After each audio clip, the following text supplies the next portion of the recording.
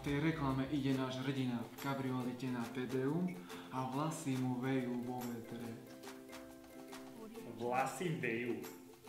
Vejúce vlasy sú najviac cool. Keď im to povedzme na rovinu. Tedeum 28.19. a máme vybavené. A čo ten fešný typek?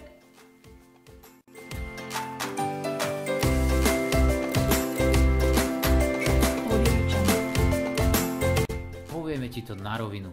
Svätá omša, lúčenie s piatakmi, rožky s pomazánkami a skvelá zábava až do neskorej noci. Tedeum vo štvrtok o 19. Príď sa poďakovať aj ty.